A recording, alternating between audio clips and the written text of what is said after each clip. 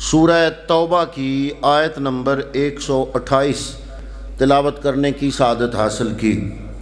ویسے اگر میں چاہوں تو بغیر کسی عنوان کے آپ کے سامنے ویسے ہی محبت مصطفیٰ پہ گھنٹہ نہیں 2 گھنٹے بھی بول سکتا ہوں، لیکن میں یہ کوشش کرتا ہوں کہ اپنا اور اپنے سامعین کا یہ جو ٹائم ہم گزارتے ہیں نیکی کے نام پہ، یہ ایسے گزارا جائے کہ کل قیامت کے دن جب ہم رب کی بارگاہ میں حاضر ہوں تو ہم یہ عرض کر سکیں کہ یا اللہ ہم نے یہ وقت برباد نہیں کیا، ضائع نہیں کیا، تیرا نام دے کر بھی ضائع نہیں کیا۔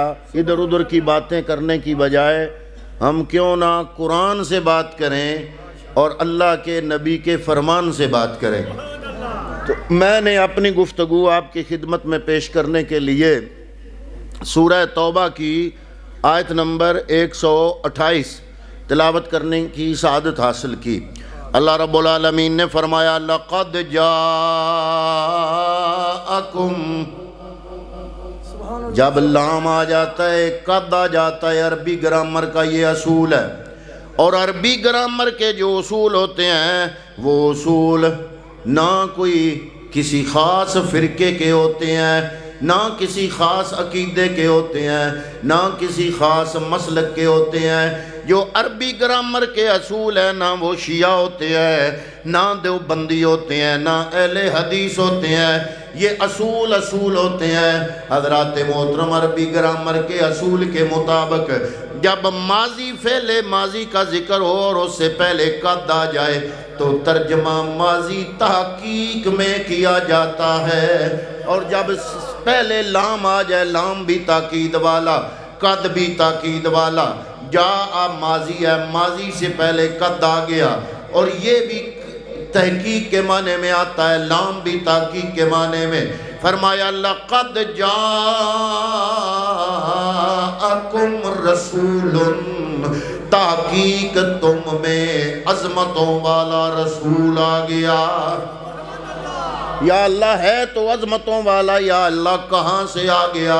اگلے لفظ بڑے قابل غور ہیں۔ فرمایا لَقَدْ جَاءَكُمْ رَسُولٌ مِّنْ أَنفُسِكُمْ، یہ عظمتوں والا رسول نہ فرشتوں میں سے آیا ہے، نہ جنوں میں سے آیا ہے، نہ کسی اور مخلوق میں سے آیا ہے۔ لَقَدْ جَاءَكُمْ رَسُولٌ، یہ عظمتوں والا رسول میں رب العالمین نے تم میں سے مبعوث فرمایا ہے۔ حضرات محترم، عربی بولنے والوں کے لیے یہ بڑی عظمتوں کی بات ہے۔ اگر اللہ فرما دیتا کہ یہ رسول اردو بولنے والوں میں سے آیا ہے تو ہمارے لیے بڑی عزت والی بات ہوتی۔ اگر رب فرما دیتا یہ رسول ہندی بولنے والوں میں سے آیا ہے تو ان کے لیے بڑی عزت والی بات ہو جاتی۔ اب یہ عربوں کے لیے باعث صد افتخار بات ہے کہ اللہ رب العالمین فرما رہا ہے میرا محبوب بھی ہو، 1.25 لاکھ نبیوں کا سردار ہو، اور کسی اور مخلوق سے نہ ہو بلکہ ذریت انسانی میں سے آیا ہے۔ اور آیا کن میں ہے؟ فرمایا من انفسکم، اتنی عظمتوں والا رسول ہاں رب العالمین نے تم میں سے مبعوث فرمایا ہے۔ لَقَدْ جَاءَكُمْ رَسُولٌ مِّنْ أَنفُسِكُمْ، یا الہ العالمین یہ کیسا رسول ہے؟ یہ عظیم الشان رسول، اس کا کام کیا ہے؟ فرمایا عزیز علیہ ما عنتم، فرمایا تمہارا مشقت میں پڑنا، یہ شان، یہ مقام، یہ عظمت میرا رب اپنے محبوب کی بیان فرما رہا ہے۔ ایک نعت وہ ہے جو میں پڑھوں، ایک نعت وہ ہے جو ظہوری قصوری پڑھیں، ایک نعت وہ ہے جو اعظم چشتی پڑھیں، ایک نعت وہ ہے جو دنیا کا کوئی محدث کوئی مفسر میرے نبی کی شان میں بیان کرے، ایک نعت وہ ہے جو صحابی رسول حضرت حسان ابن ثابت جیسے لوگ بیان کرے۔ حضرات محترم، یہ نعت وہ ہے جو خود رب اپنے محبوب کی نعت قرآن کی صورت میں قرآن کے اندر بیان فرما رہا ہے۔ اور قابل غور بات ہے کہ اللہ نے پہلی جو اپنے پیارے حبیب کی اس آیت طیبہ میں جو پہلی صفت بیان کی بڑی قابل غور ہے، فرمایا یا اللہ وہ کیسا ہے؟ فرمایا عزیزن علیہ ما انتم، جو تمہارا مشقت میں پڑھنا میرے نبی کو گوارا نہیں ہے۔ مشقت میں امتی پڑھتا ہے، مشقت میں حضور کا کلمہ پڑھنے والا، نبی کا کلمہ پڑھنے والا مشقت میں پڑھتا ہے، مشقت میں امتی پڑھتا ہے، اور مشکل میرے نبی پہ بن جاتی ہے۔ اور یہ بات نبی خود نہیں کر رہے، یہ نبی کا رب بیان کر رہا ہے، جو وہ رب العالمین جو علیم بذات الصدور ہے، جو دلوں کی دھڑکنوں کو جاننے والا ہے، وہ رب العالمین بیان فرما رہا ہے اپنے محبوب کی اس نعت کو۔ فرمایا پہلی صفت جو میرے نبی کی ہے وہ یہ ہے عزیزن علیہ ما انتم، میرے نبی کا کلمہ پڑھنے والا مشقت میں اگر پڑھتا ہے تو اس سے نبی کو تکلیف ہوتی ہے۔ خود تو نبی نے اپنے لیے عظیمت کا راستہ چنا، عظیمت کا راستہ، لیکن امتیوں کے لیے میرے نبی نے رخصت کا راستہ چنا۔ ایک ہوتا ہے رخصت والا راستہ، ایک ہوتا ہے عظیمت والا راستہ۔ حضرت امام علی مقام میدان کرب و بلا میں اگر یزید کا کہنا مان جاتے، بیعت کر لیتے، شریعت کی روح سے مجرم نہیں ہونے تھے۔ یہ رخصت کا راستہ تھا، لیکن جو شان والے ہوتے ہیں، جو مقام والے ہوتے ہیں، وہ رخصت کا راستہ نہیں چنتے، وہ عظیمت کا راستہ اختیار کرتے ہیں۔ اللہ کے پیارے محبوب اپنے لیے عظیمت کا راستہ چنتے ہیں، امتی کے لیے رخصت کا راستہ چنتے ہیں۔ یعنی حضور نبی کریم کو امتی کا مشقت میں پڑھنا، امتی کا مشکل میں پڑھنا، مشقت میں پڑھنا میرے نبی کو گوارا نہیں ہے۔ حضور روز روزہ رکھتے ہیں، صحابہ نے محسوس کیا کملی والے روز روزہ رکھتے ہیں، ہم بھی روزہ رکھے۔ صحابہ اکرام نے روزے رکھنے شروع کر دیے، چند دنوں میں حالت پتلی ہو گئی، صحت کمزور ہو گئی، چہرے پہ بلہٹ آ گئی۔ میرے پیغمبر نے پوچھا تمہیں کیا ہوا ہے؟ کوئی یہاں گر رہا ہے، کوئی وہاں گر رہا ہے، مسلسل تم میں کمزوریاں کیوں آ رہی ہیں؟ عرض کیا یا رسول اللہ ہم روزے رکھ رہے ہیں۔ فرمایا تم کو کس نے کہا روزے رکھو؟ یا رسول اللہ آپ روزے رکھتے ہیں تو ہم نے سوچا ہم بھی روزے رکھیں۔ کملی والے نے فرمایا ایوکم مثلی، تم میں کون ہے جو میری مثل ہے؟ ابھی تو اندہ ربی ہو ویتمونی ویسکینی، میں اپنے رب کے ہاں راتیں گزارتا ہوں، میرا رب مجھے کھلا بھی دیتا ہے، پلا بھی دیتا ہے۔ سبحان اللہ۔ خود عظیمت کا راستہ چن لیا، خود روز روزہ رکھتے ہیں۔ صحابہ اکرام نے چند دن روزہ رکھا، فرمایا کس نے تمہیں کہا روزے رکھو؟ روزہ رکھنا ہے تو روزہ بھی رکھو، دوسرے دن افطار بھی کرو۔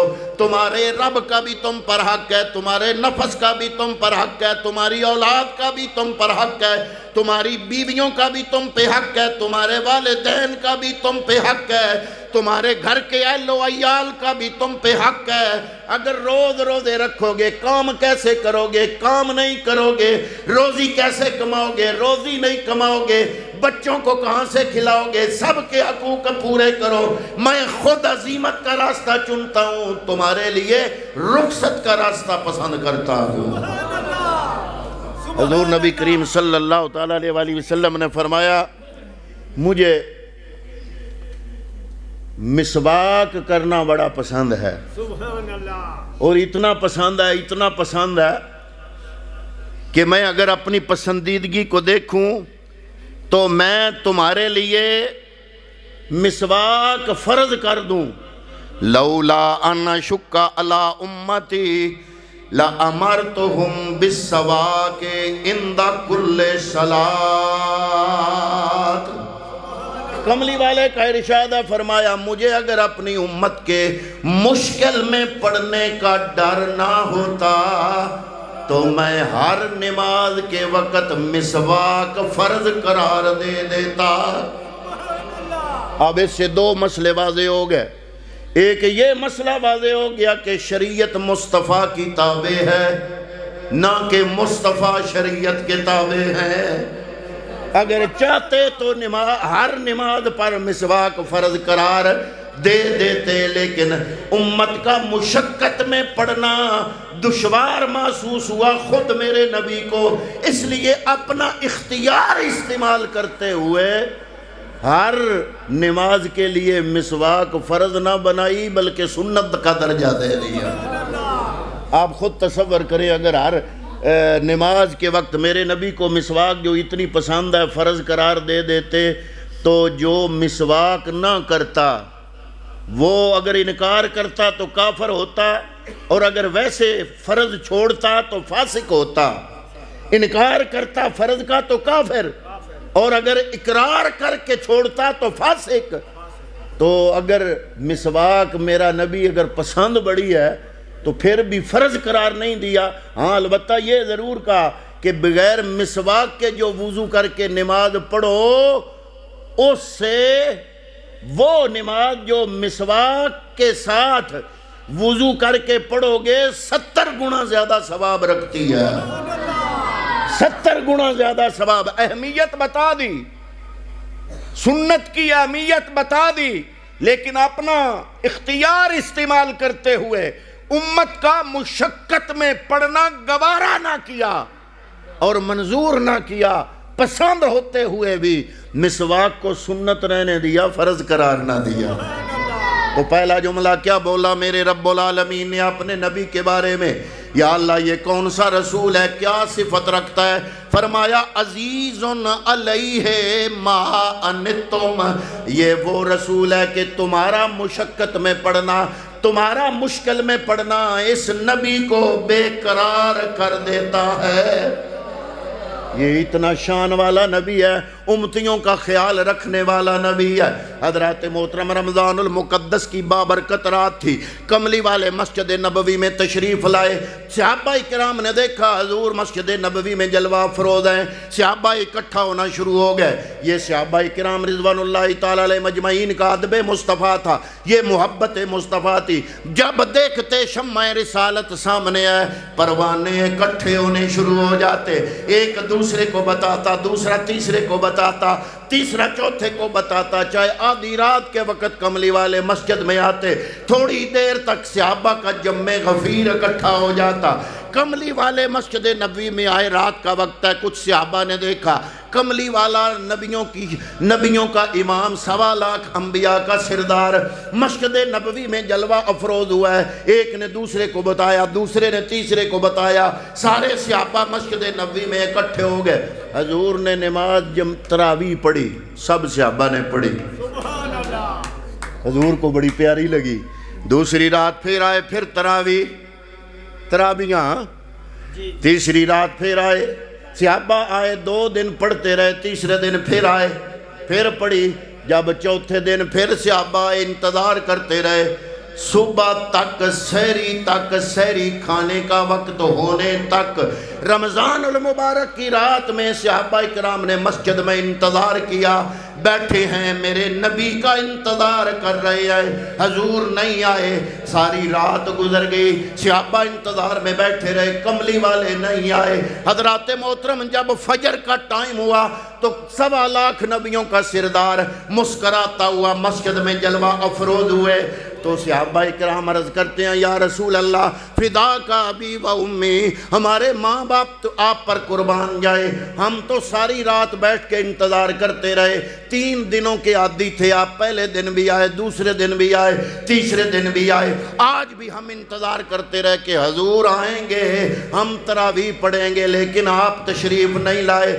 حضور نبی کریم صلی اللہ علیہ وسلم نے فرمایا یہ نماز مجھے اتنی پسند آئی، اتنی پسند آئی، اتنی پیاری لگی، میری روح کو اتنی پیاری لگی، میں پہلے دن بھی آیا، دوسرے دن بھی آیا، تیسرے دن بھی آیا، میری روح کو تڑپا گئی، میری روحانیت کو عروج بام تک پہنچا گئی، اتنی پیاری لگی کہ مجھے خطرہ محسوس ہوا کہ مجھے پیاری لگنے کی وجہ سے کہیں رب یہ نماز میرے امتیوں پہ فرض نہ قرار دے دے، امت پہ فرض نہ ہو جائے اس ڈر سے، وہ محبوب جو ساری رات جاگ کے رب کی عبادت کرے، اللہ کو فرمانا پڑے محبوب تھوڑی دیر آرام بھی کر لیا کرو، پاؤں پہ ورم آ گیا، سوج گئے پاؤں پہ ورم آ گیا، تو محبوب پھر بھی آرام نہ کریں۔ اتنی رب کی عبادت میں لذت جن کو ملے وہ صرف اپنی امت کے لیے وہ اپنی ذاتی لذت چھوڑ دیں۔ آپ اندازہ لگائیں نا، اتنی پیاری نماز لگی، تراویح کی نماز اتنی پیاری، لیکن ایک طرف اپنا پیار ہے اور دوسری طرف امت کا پیار ہے۔ سوچتے ہیں کہ مجھے تو پیاری لگی، مجھے تو لذت نصیب ہوئی، مجھے تو قرب خداوندی انتہا کا ملا، لیکن آج میں یہ اپنا قرب خداوندی، اپنی یہ لذت آشنائی اپنی امت کے لیے قربان کروں، آج نہ جاؤں، کیونکہ آج خطرہ ہے اگر میں آج بھی چلا گیا تو میرے پیار کی وجہ سے میرا رب میری امت کے لیے یہ نماز تراویح فرض قرار دے دے گا۔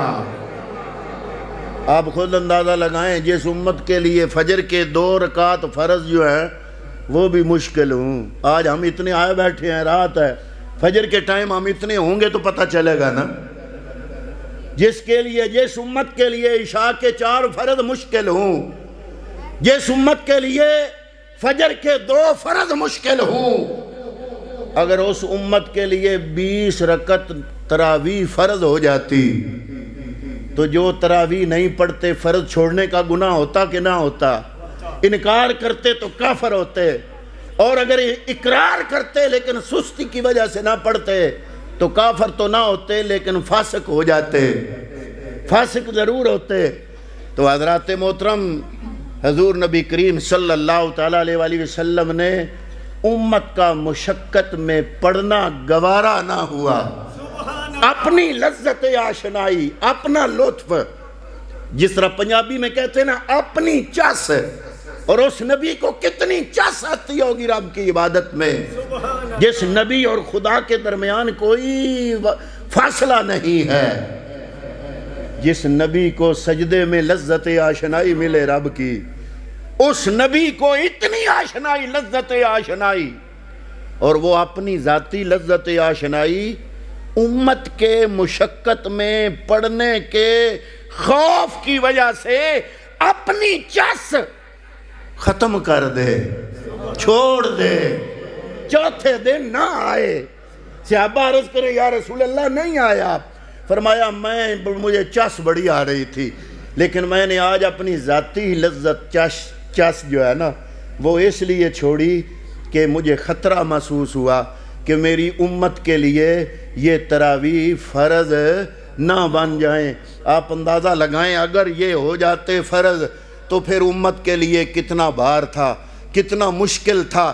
پہلے 5 نمازوں کے ہم تارک ہیں، ان کا حساب ہوگا ہم سے قیامت کے دن، ہم سے یہ نہیں پڑھی جاتی، دنیا کے مشکل سے مشکل کام ہم کر لیتے ہیں، اور جو فرض رب نے ہم پہ عائد کیا ہے اس فرض کی طرف ہمارا دھیان نہیں جاتا، تو ہمارے بوجھ میں مزید اضافہ ہونا تھا نا۔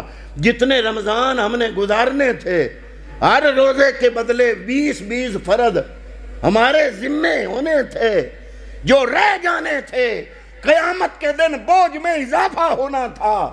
تو اس لیے اللہ رب العالمین نے فرمایا یہ میرا محبوب وہ ہے عزیز علیہ ما عنتم، کہ تمہارا مشقت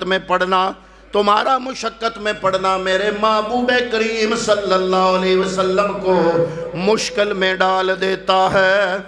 آگے فرمایا یا اللہ یہ کیسا رسول ہے، پہلی یہ صفت بیان کی عزیز علیہ ما عنتم، دوسری صفت فرمایا حریص علیکم۔ حریص کا معنی ہے لالچی، علیکم تم پر، یہ لفظ تم علیکم جو ہے عربی گرامر کی روح سے جب حریص ان کے بعد علیکم آئے گا تو اس کی شدت میں اضافہ ہوگا، یعنی بہت ہی زیادہ حریص ہے تمہارے لیے۔ کیسے حریص؟ تمہارے نذرانے کے لیے حریص نہیں ہے، تمہارے چندے کے لیے حریص نہیں ہے، تم سے کوئی دنیاوی فائدہ حاصل کرنے کے لیے حریص نہیں ہے۔ یا اللہ کس چیز کے لیے یہ محبوب امت کے لیے حریص ہے؟ فرمایا یہ نبی امت کے ہر فائدے کے لیے حریص بن جاتا ہے۔